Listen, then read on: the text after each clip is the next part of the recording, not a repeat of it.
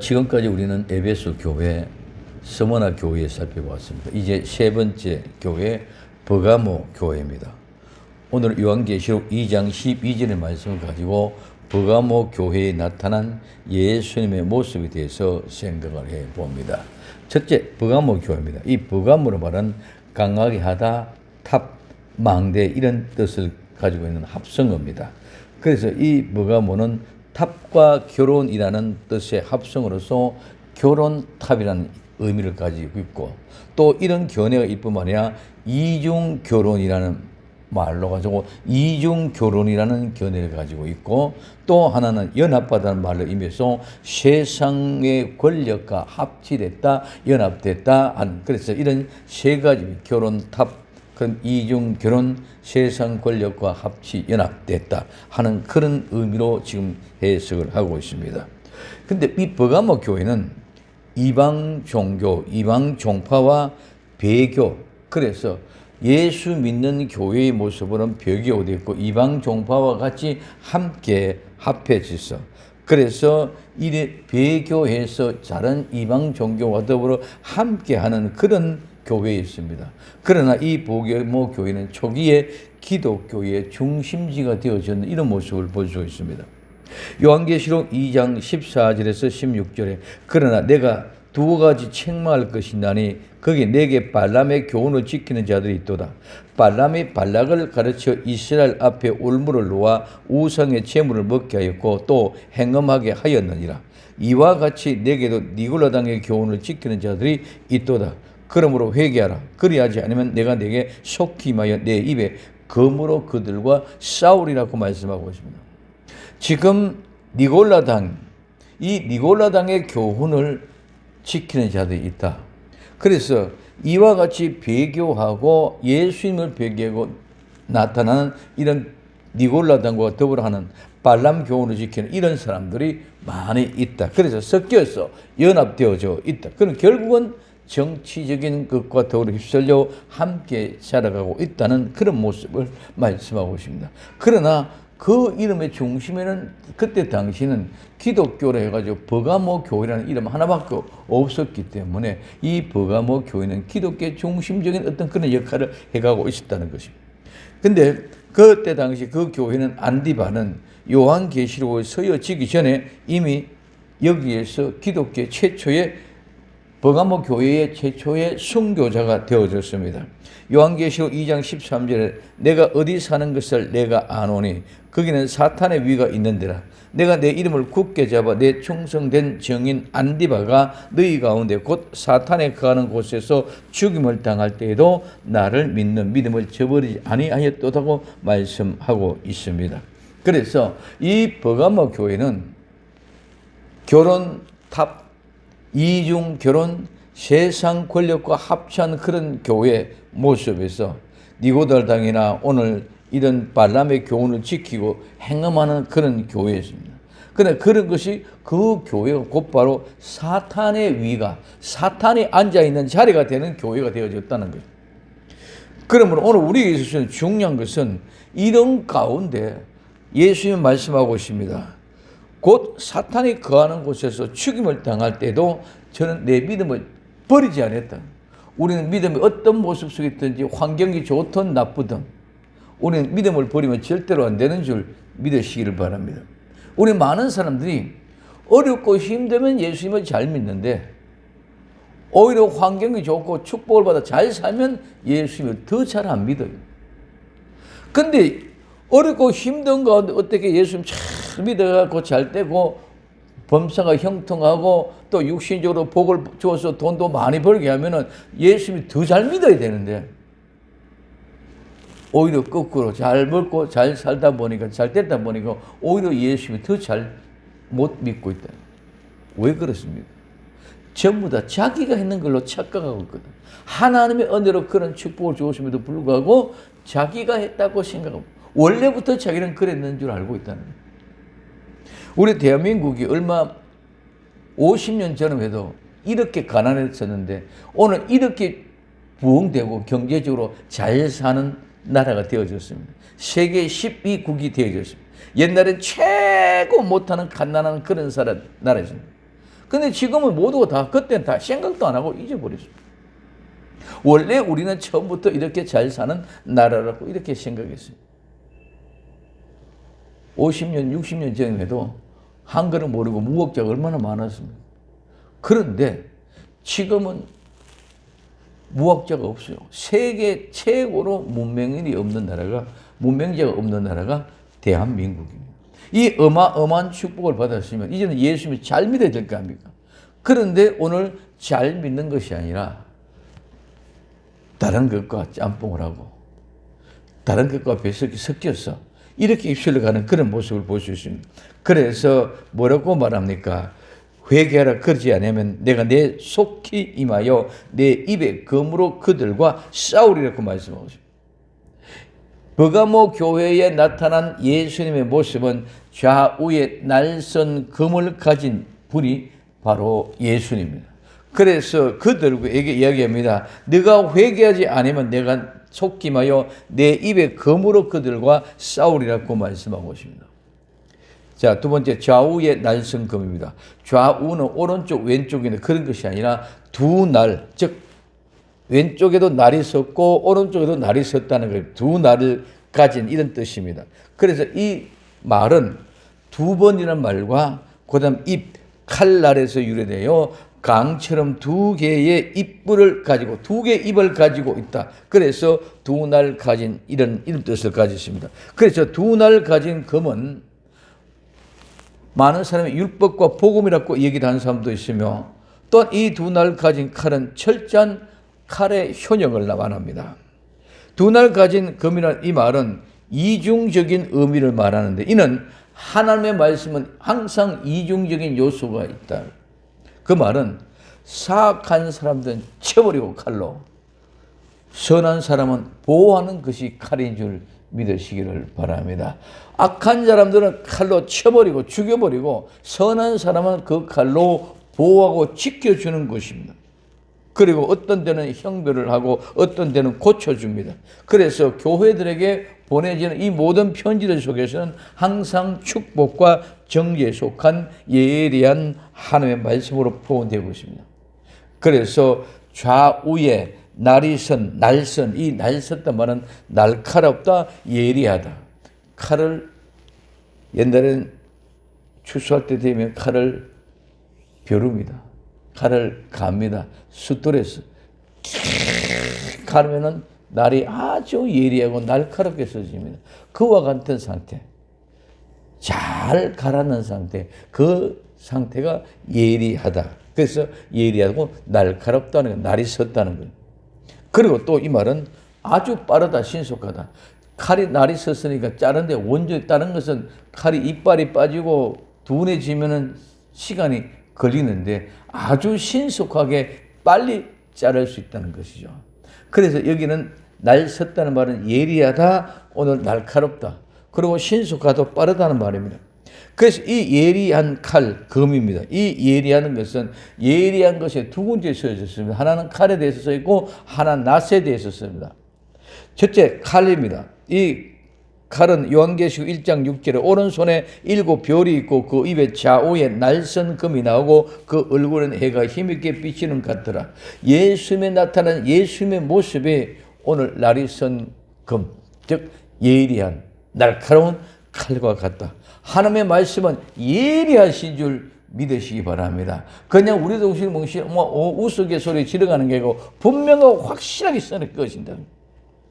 요한계시록 19장 15절에 그 입에서 이 한 금이 나오니 그것으로 만국을 치겠고 친히 저희를 철장으로 다루시며 또한 친히 하나님의 곧 전능하신 이의 맹렬한 진노의 포도주 틀을 밟겠고 말씀하고 있습니다.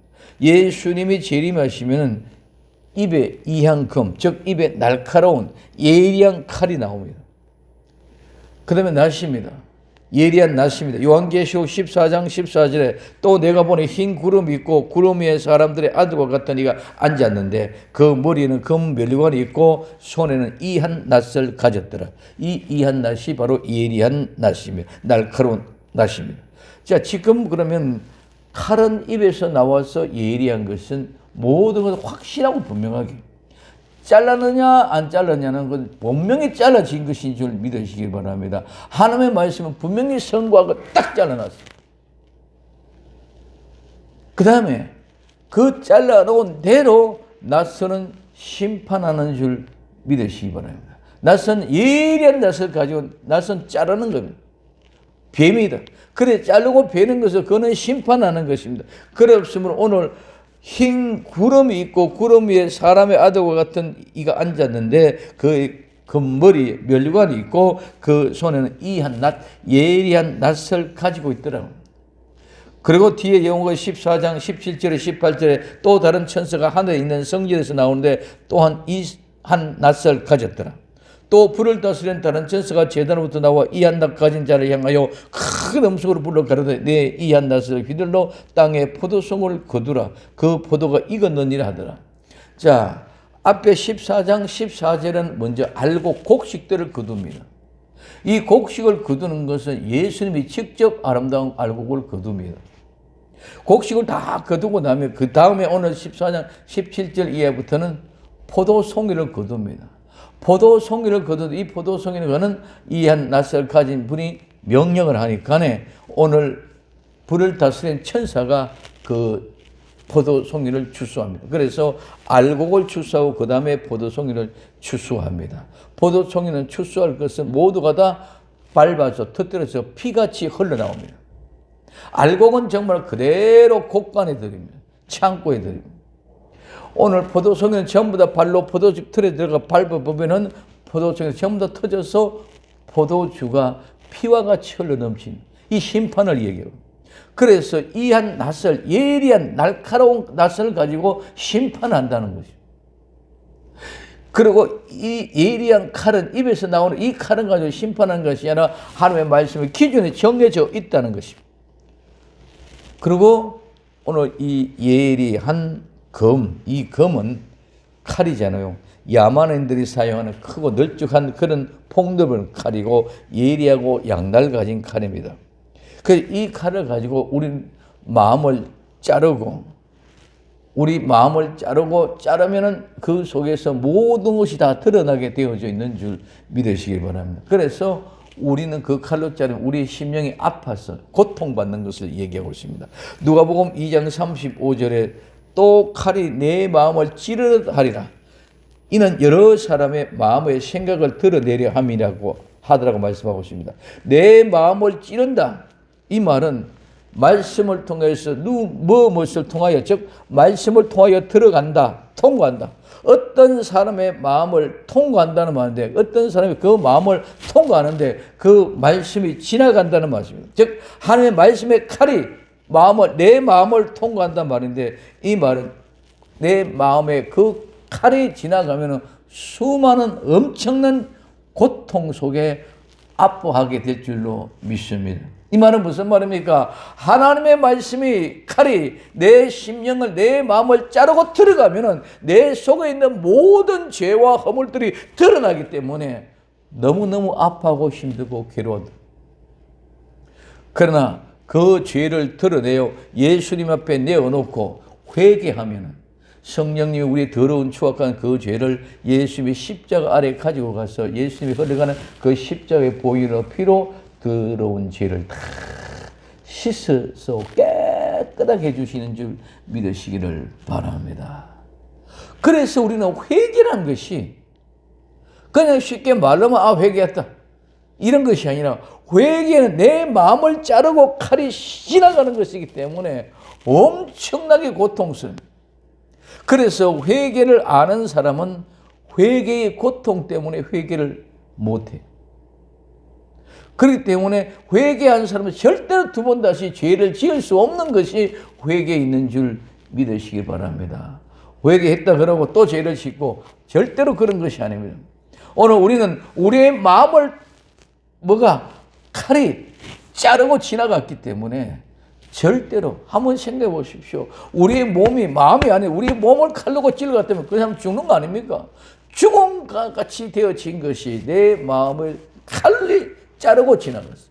그래서 그 속에 있는 모든 내 몸에는 내장 속에 있는 더럽고 지저분한 음식물, 찌개, 배변, 들고 오줌, 똥 이런 것들이 다 더러운 거 다 드러나잖아요.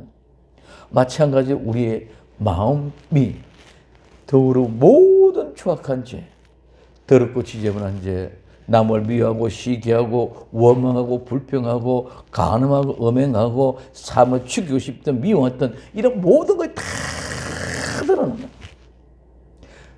특별히 에덴 동산에서 선악과를 따먹은 그 죄, 그 선악과를 토해내고 그 모든 더러운 것을 다 드러내고 죄를 깨끗하게 씻었을 때 회개가 되어졌다는 거죠. 그렇기 때문에 그 고통이 너무너무 어렵고 힘든다는 것입니다. 지금 치명적인 거예요. 그렇기 때문에 이건 특별한 사람들에게만 주어진, 즉 하나님이 특별하게 예정하고 택하시고 하나님이 부른 사람들만 그 은혜를 받게 되는 줄 믿으시기를 바랍니다. 아무나 회개하는 것이 아니고 아무나 예수님 믿는 것이 아닙니다. 예수님 믿는 그 사람은 하나님의 택한 사람이요, 택한 그 사람은 회개하게 되어져 있다는 거예요. 아무나 회개하는 것이 아니라 하나님의 택한 백성들에게 그 회개를 통하여 죄 용서를 받고 하나님의 구원의 역사를 이루어가게 되어져 있는 줄 믿으시기를 바랍니다.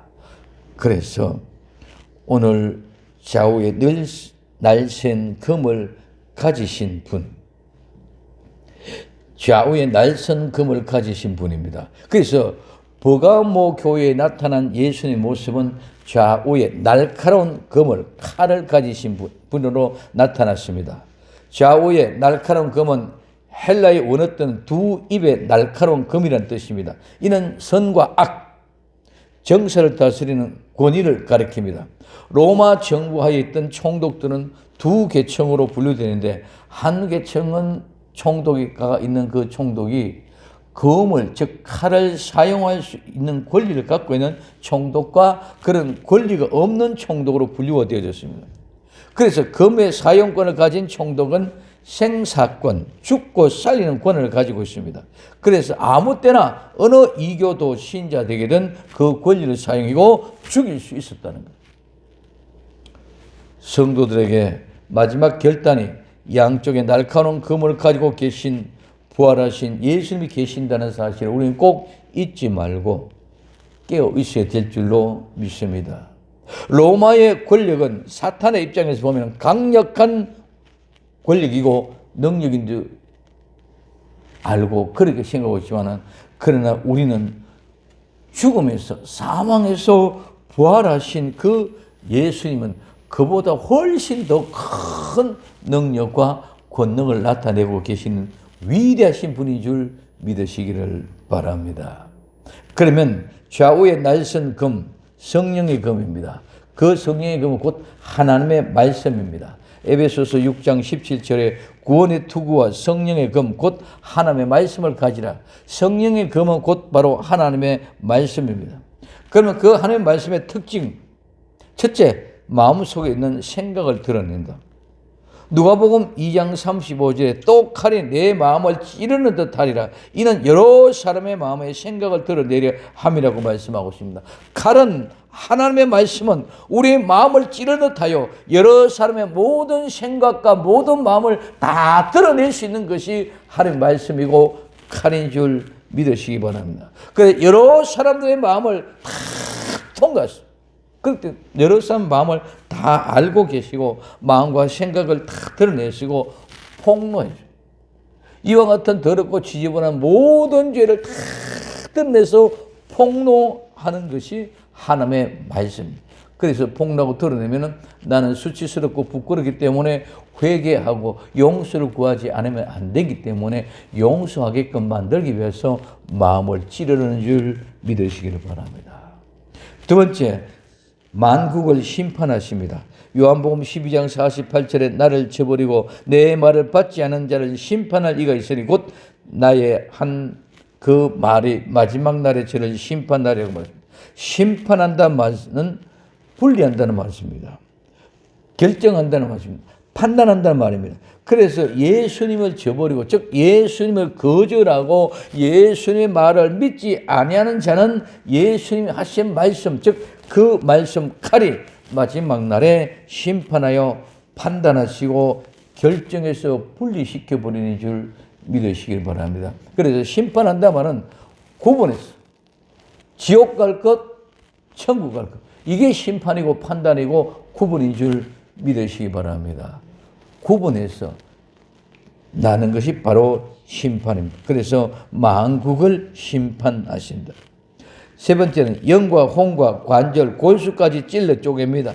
히브리서 4장 12절에 하나님의 말씀은 살았고 운동력이 있어서 좌우의 날선 어떤 검보다도 예리하여 혼과 영과 및 관절과 골수를 찔러 쪼기기까지 하며 또 마음의 생각과 뜻을 감찰하시니 말씀하고 있습니다. 영과 혼 그리고 관절과 골수까지 찔러 이 쪼갠다는 말은 나눈다면 분리한다는. 그럼 이게 무슨 말씀입니까? 혼과 영, 관절과 골수. 혼과 영은 우리 눈에 보이지 않는 것인 줄 믿으시기 바랍니다. 보이지 않고 잡혀지지 않고 알 수 없는 거예요. 관절은 연결시키는. 관절은 우리가 무릎 관절은 무릎과 다리를 연결시키는. 요 손가락의 관절은 요 마디와 요 마디와 연결시키는 거예요. 그래서 우리의 혼과 영은 보이지 않는 것을 관절과 같이 연결을 시켜서 그다음에 골수와 같이 하나같이 연결되어 있습니다. 그래서 영과 혼과 관절과 골수까지 찔러 보이고 보이지 않고 알 수 있는 것, 알 수 없는 것 모든 것들 우리는 정말 보이지 않고 알 수 없었기 때문에 없다고 있다고 생각하고 있지도 않고 있는데 그런 영과 혼도 하나님은 찔러 쪼개고 관절과 골수도 찔러 쪼개요. 그래서 분리하고 나눈다는 것입니다. 이 말은 하나님은 말씀의 금, 즉 우리 눈에 보이지 않고 잡히지 않고 알 수 없는 까지 다 연결된 고리까지 전체를 다 찔러 쪼개 분리하여 심판하신다는 말씀입니다. 이 능력은 한계가 없다. 못하시는 것이 없다는 뜻인 줄 믿으시기를 바랍니다. 네 번째는 만국을 치십니다. 요한계시록 19장 15절에 그의 입에서 이한 금이 나오니 그것으로 만국을 치겠고 친히 저희를 철장으로 다스리며 또 친히 하나님의 곧 전능하신 이의 맹렬한 진노의 포도주 틀을 밟겠고 예수님의 입에서 나오는 예리한 즉 날카로운 칼이 나와서 만국 백성을 치실 것입니다. 심판하실 것입니다. 그도 다섯 번째 원수를 멸하십니다. 이사야 49장 1절에서 4절에 섬들아 나를 들으라 원방의 백성들아 귀를 기울이라 여호와께서 내가 태에서 나옴으로 나를 부르셨고 내가 이미 복중에서 나옴으로부터 내 이름을 말씀하셨으며 내 입은 날카로운 칼같이 만드시고 나를 그 손 그늘에 숨기시며 나로 미광한 살을 만드사 그 전통에 감추시고 내게 이르시되 너는 나의 종이요 내 영광을 나타낼 이스라엘이라 하셨느니라. 그러나 나는 말하기를 내가 헛되이 수고하였으며 무익이 공연히 내 힘을 다했나이다 하였도다. 정령이 나의 신원이 여호와께 있고 나의 보응은 나의 하나님께 있느니라. 나의 신은 이 신은 재판이고 심판입니다. 내가 어떤 모습 속에 어떤 환난과 내가 어떤 고통 속에 내가 괴로운 가운데 있다 할지라도 하나님이 나를 신원해 주신다. 심판해 주시죠. 재판해 주실 때 오늘날 재판과 같이 불의하게 자기네들의 사상과 자기 마음대로 재판하는 것이 아니고 하나님은 공의의 하나님이 공의롭게 재판해 주실 줄로 믿습니다. 나의 억울한 모든 것들을 하나님 바로 심판해 주신다. 그것이 신원입니다. 그리고 신원해 주시고 그 다음에 보응이 여호와께 있다. 나의 모든 보응은 여호와께 있다. 이 보응이라는 것은 보상입니다. 상금입니다. 하나님이 나의 상금, 나의 보상, 나의 모든 보수를 갚아주실 줄 믿으시기 바랍니다. 세상에서 나는 가진 것이 없고 내는 세상에서 늘 가난하고 정말 뒤처져 있던 모습이었지만 하나님의 말씀을 지킨다고 했기 때문에 하나님의 말씀을 지키기 위하여 몸부림치다 보니까 손해봤어. 세상 사람들처럼 거짓말하지 않고 세상 사람처럼 오늘 남을 속이지 않고 세상 사람처럼 살지 않았기 때문에 나는 가난해졌고 비참해졌어. 그러나 하나님이 나와 여러분들 신해 주실 때에, 신원해 주실 때에 하나님의 재판을 똑바로 해 주셔서 네가 옳다고 이야기해 주실 줄로 믿습니다. 그리고 하나님은 재판을 옳다고 이야기하고 끝나는 것이 아니라 보상을 해주고 보응을 해. 내게 지금까지 네가 받지 못했던, 누리지 못했던 것들을 하나님이 다 갚아주실 줄로 믿습니다. 부자와 거지 나사로처럼, 거지 나사로는 주인의 상에 떨어지는 그런 부스러기를 얻어먹고 심지어는 개들이 와서 그 헌데를 핥아먹는 그런 비참한 생활을 살았지만은 그는 하나님의 재판의 심판을 통해서 아브라함의 품에 들어간 줄 믿으시기 바랍니다. 아브라함 품에 들어가서, 그래서 아브라함 품에 들어가서 그는 평안하게 참된 안식으로, 부자는 세상에서는 그렇게 잘 사고 뚱뚱거리고 매일 연락을 드리는 그런 잔치하는 그런 부자였지만 엄부에 들어가셔서 혓바닥에 물 한 방울이라도 시원하게 떨어지게끔 해달라고 나사로에게 요청하는 모습을 봅니다. 하나님은 나사로에게 큰 보상을 주셔서 아브라함의 품에서 근심, 걱정, 염려 없이 참된 안식을 누리고 계시는 줄 믿으시기를 바랍니다. 이와 같은 모습으로 하나님이 우리에게 신원과 보응을 해주신다. 그 다음에 마음의 생각과 의도를 다 감찰합니다. 히브리서 4장 12절 똑같습니다. 하나님의 말씀은 살았고 운동력이 있어서 좌우의 날선 어떤 것보다도 예리하여 혼과 영과 및 관절과 골수를 찔러 쪼개기까지 하며 또 마음의 생각과 뜻을 감찰하시나니, 우리의 마음과 우리의 생각과 우리의 의도, 우리의 뜻을 다 감찰하, 즉 분별할 수 있는, 판단할 수 있는 분이 바로 하나님의 말씀의 칼인 줄 믿으시기 바랍니다. 하나님의 말씀의 칼은 우리의 모든 생각, 우리의 모든 마음, 우리의 의도, 우리의 뜻을 다 알고 계신다. 거짓말하지 마라. 속이지 마라. 지난주에 제가 말씀드렸습니다. 간음죄는 몸 안에 있는 죄다. 우리 많은 사람들이 간음은 니캉 내캉 말하면 다른 사람 아무도 모른다. 숨어서 아닙니다. 하나님은 그 몸에 흔적을 지키고 있다는 것을 보여주는 것인 줄 믿으시기 바랍니다. 아무리 숨어서 아니다, 남 몰래도 하나님의 입이 다 알고 계십니다. 우리의 마음과 우리의 생각과 우리의 뜻, 우리의 의도를 다 알고 계신 그 하나님. 마지막 7번째는 살아있고 운동력이 있습니다.